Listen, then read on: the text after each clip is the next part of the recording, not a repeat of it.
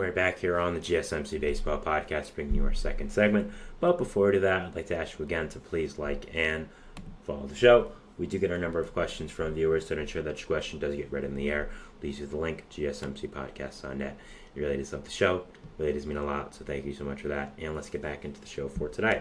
All right, so our second segment is going to be about the man, Mason Miller, who I've talked a lot about on the show for good reason. One of the big stories of baseball this entire year, has really become, I'd say, a superstar within baseball with how well he's performed. And it's kind of hard to do when you're on a team like the A's, who are a small market team, who are also awful. So, yeah, coming up towards the trade deadline here, there's been a lot of discussion about Mason Miller and, honestly, if the A's should trade him or not. These conversations are just going to come up naturally because of a few reasons. Mason Miller is a very good player, and he's on a horrible team. So whenever that happens, no matter what age you are, no matter what, how many years of control you have, it's just going to happen. It always happens. And you throw a wrench in this as well because Miller's a closer, and closers simply are, reusable. You can get a closer you can get some garbage relief pitcher for cheap, see something in him, and make him a great closer. I mean, a lot of teams have done that. I mean, simply you want to look at the Yankees. Clay Holmes was a throwaway on the Pirates, traded for him for nothing.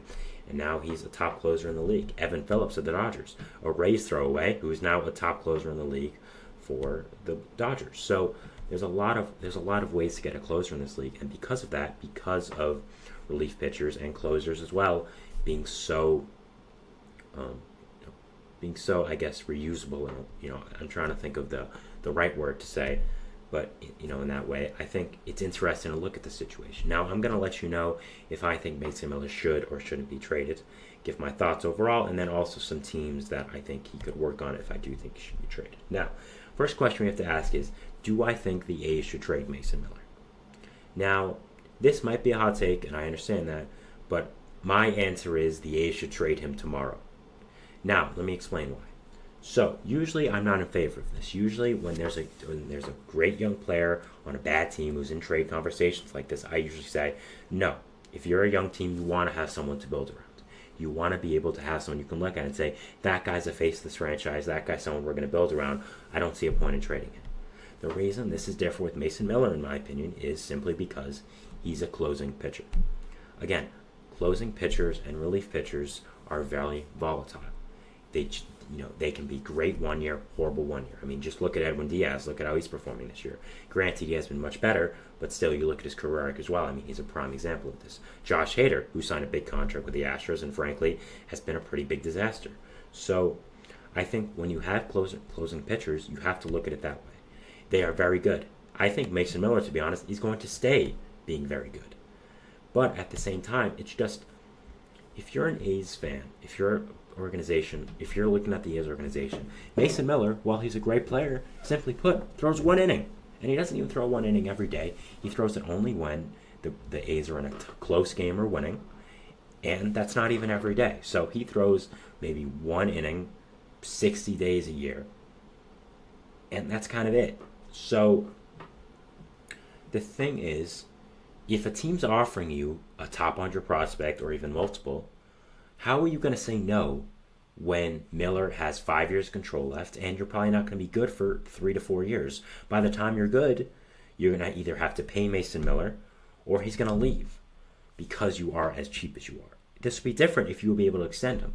But the fact is, you're probably not going to be competitive for at least 2 or 3 years. I'd probably even argue 4 or 5 with the way your organization's looking right now. So it doesn't make any sense because if you hold on to him, you're probably only going to get 1 year of him being the closer for a good A's team, and then he's going to leave.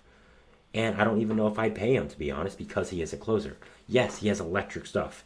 He has a ton of potential. He could even potentially move back to starting pitcher. I just don't know how likely that is. I just don't think it makes a lot of sense to be able to keep Mason Miller. Like, let's go over an example, all right? The Orioles. The Orioles have been connected a lot to Mason Miller for good reason. They need bullpen help. They have a ton of prospects, and Miller is young and good. So, let's say the Orioles, let's go to the Orioles farm system, for example, okay? They have a lot of good players. Now, let's say they don't offer any top 100 prospects because they have a lot of good top 100 prospects, but they aren't exactly, they're too high, I'd say, for Mason Miller. And you're not going to trade Basallo or Mayo or especially Holiday for Mason Miller. But let's say they offer someone like Enrique Bradfield, Connor Norby, and Dylan Beavers. Let's say they offer 2 out of those 3. throw in a major league player who is good but doesn't have a spot in their team. Are you going to say no to that for a closing pitcher? Let's say you go to the Dodgers, okay? Dodgers are a team that have also been connected very heavily to Mason Miller. They need relief pitching. They need relief help always. And Mason Miller is a star, and the Dodgers like collecting stars. It makes a lot of sense, I'd say. So, let's say they offer Dalton Rushing, top catching prospect, 23 years old, 47 top prospect on the MLB.com list.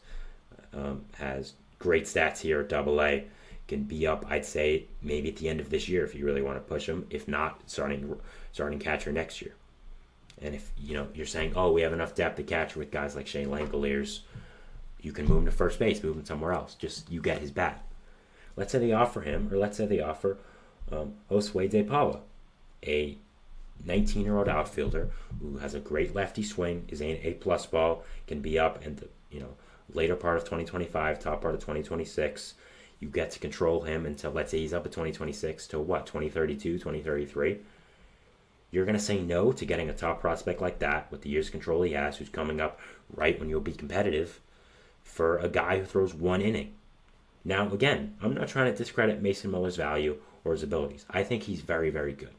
But the fact is, you look at this A's team, you look at how far off they are, you look at just what position Mason Miller is at, it's a question you have to answer.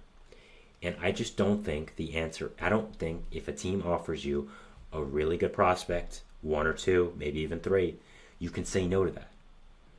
There's a lot of teams I think would really fit with Mason Miller. Not a lot that would get it done with prospects, but at the same time, if I'm the A's, I'm taking advantage of Mason Miller, getting some prospects here to help out with his future. I mean, maybe the Phillies want to trade for him. There's been some rumors that they aren't happy with the job Jose Alvarado is doing at closer, so maybe they want to trade for him. Maybe they offer, I don't know, Justin Crawford, Starlin Caba, Mick Abel, top prospects. Maybe they offer, two. Maybe they offer, one and some other guys. How do you say no to a top 100 prospect for that? A guy you really like. I just don't understand. I just don't get it. I don't think that the A's will say no.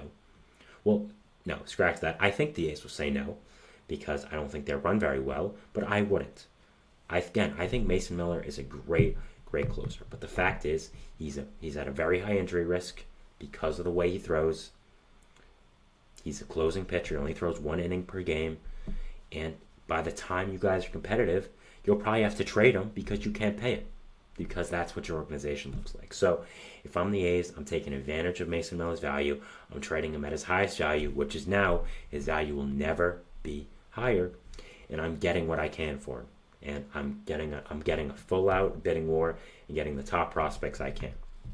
So if I'm the A's, that's what I'm doing. And very much hoping that a team will give me a bunch of prospects for him and we really help out with this future. Now, the A's, as much as I don't think they have a great future, I still think there are some players here. I think J.P. Sears and Ken Waldichuk have some potential there at the top of your rotation. Again, I think Shea Langoliers is a nice bat for the future.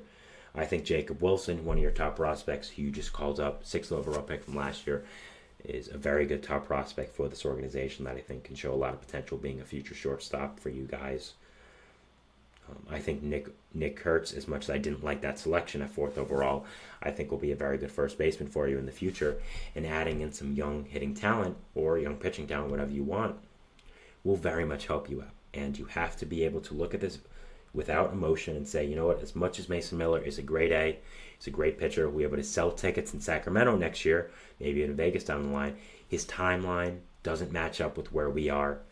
And because of the position he plays, it doesn't make a lot of sense to hold on to him. And I think that's what the A's have to decide, and I think that's what they should do. If you don't trade him now, trade him in the offseason. His value will never be higher than this trade deadline and the offseason as well.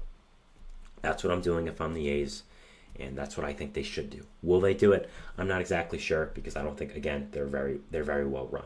But at the same time, I think that's the situation you find yourselves in as the A's organization because of the timeline and because of Mason Miller's control and all that. So that is what I wanted to talk about here with Mason Miller, to trade or to not trade. And I wanted to say I'm trading him tomorrow, getting what I can, and I'm shipping him out because I think this is a once-in-a-lifetime opportunity to speed run this rebuild and get some good prospects for him. So We go into our third segment, which is basically the same exact thing, but with a different player, Tarek Skubal. To trade or to not to trade? It's the same thing. A very good player on a very bad team that has had a lot of trade rumors connected to him. And a lot of people are saying they should trade him, they shouldn't, all that kind of stuff. So yeah, we talk about that, and we'll see you after the break. So thanks, and bye. Looking for your daily fix of sports talk without having to pay for it? GSMC Sports Network is available on YouTube. Just search GSMC Sports Network. Get your fix of daily sports talk shows on YouTube, absolutely free. NFL, college football, NBA, MLB, MMA, UFC, fantasy football.